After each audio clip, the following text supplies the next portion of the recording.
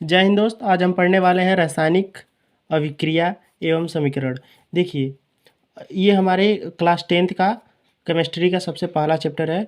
इससे हम अपने क्लास 10th की जो जर्नी होती है उससे स्टार्ट करते हैं। अगर हम केमिस्ट्री में पहला देखें तो आता है रासायनिक अभिक्रिया एवं समीकरण।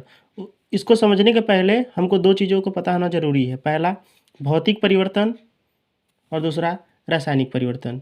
क्या होता है इन दोनों के बारे में देखेंगे। देखिए, वह परिवर्तन होता है, यानी कि भौतिक परिवर्तन वह परिवर्तन होता है जिसमें पदार्थ की आकार अवस्था तो बदल जाती है, लेकिन रासायनिक संगठनों एवं गुणों पर कोई प्रभाव नहीं डालते हैं। जैसे देखिए, इसके कहने का मतलब ये है कि एक ऐसा परिवर्तन हो जिसमें जिसमें किसी वस्तु का आकार बदल जाए, अवस्था बदल जाए, लेकिन उसकी रासायनिक जो संगठन होता है वो नहीं बदले। जैसे कागज़ ले लीजिए, उसको कई टुकड़ों में फाड़ दीजिए, तो देखिए उसका आकार बदल जाएगा, लेकिन उस जो कागज़ के टुकड़ों में जो अणुओं की संगठन होगी वो समान होगी।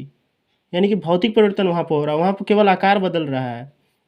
जैसे मान लीजिए बर्फ़ का जमना, अगर पानी है, पानी समझ रहे हैं ना, H2O होता है जो, तो जो पानी होता है अगर हम बर्फ़ के अवस्था में रखेंगे तब भी, या फिर उसके द्रव की अवस्था में रखेंगे तब भी, उसके जो अणु होंगे ना उसकी संगठन क्या होगी, समान होगी, और रासायनिक संगठन क्या होगा, उसका समान होगा। जैसे बर्फ़ का गलना, जैसे बर्फ़ है वो पिघल गया, देखिए जो वहाँ पे भी जल ही मिल के बर्फ़ बना था, और बर्फ़ में भी जल ही था, ठीक है ना। जल का वाष्पीकरण, जैसे जल होता है वाष्पीकरण करके उड़ जाता है, वहाँ भी कौन सा परिवर्तन, भौतिक परिवर्तन, ठीक है ना।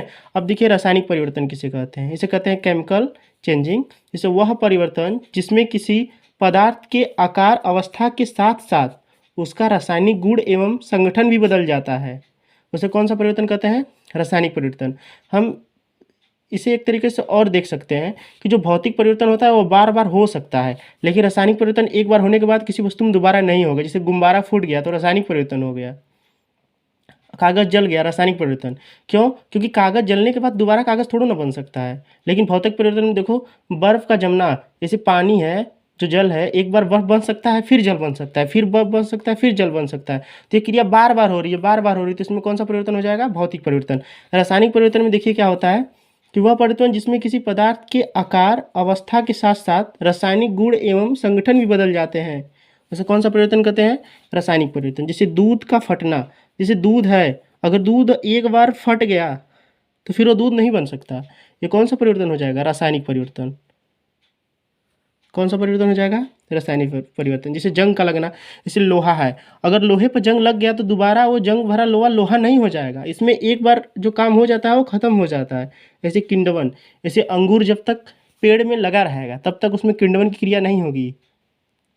जब जैसे ही वो डाल से टूट जाता है ना, तो देखिए जहाँ टूटता है अंगूर होता है वहाँ पर काला काला धाग हो जाता है, उसी का हम कहते हैं किंडवन। उसे क्या कहते हैं, किंडवन। फिर दहन, देखिए दहन क्या होता है, दहन देखिए, दहन में क्या होगा, जैसे देखिए कागज़ है उसको जला दीजिए तो दहन हो रही है, जहाँ पर आग जलती है उसे दहन कहते हैं, ठीक है ना। जैसे कागज़ जल के राख हो गया तो दोबारा कागज़ नहीं हो सकता, कौन सा परिवर्तन है बाबू, रासायनिक परिवर्तन। अब देखिए परमाणु विस्फोट, परमाणु का विस्फोट होता है, कौन सा परिवर्तन, रासायनिक परिवर्तन। अब देखिए पढ़ते हैं हम लोग रासायनिक अभिक्रिया। रासायनिक अभिक्रिया किसे कहते हैं, यानी कि केमिकल रिएक्शन। केमिकल रिएक्शन, देखिए जब दो या दो से अधिक पदार्थ अंतः क्रिया करके विभिन्न रासायनिक गुणधर्म वाले नए पदार्थ बनाते हैं तो उसे रासायनिक अभिक्रिया कहते हैं। जैसे देखिए, इसे कहने का मतलब जब दो या दो से अधिक पदार्थ, जैसे कि हम ले लीजिए मान लें Na+Cl, अभिक्रिया करके क्या बनेगा बाबू, NaCl। तो इसमें देखिए Na एक अलग पदार्थ है, Cl एक अलग पदार्थ है, इसके गुण अलग हैं, इसके गुण अलग हैं, लेकिन जब ये बना पदार्थ ना तो इसका जो गुण होगा इन दोनों से अलग होगा। इस कौन सा परिवर्तन हो जाएगा, रासायनिक परिवर्तन। हम एक तरीके से इसको और मॉडिफाई कर सकते हैं कि जहाँ पर रासायनिक परिवर्तन होता है वहाँ पर रासायनिक अभिक्रिया होती है। Thank you.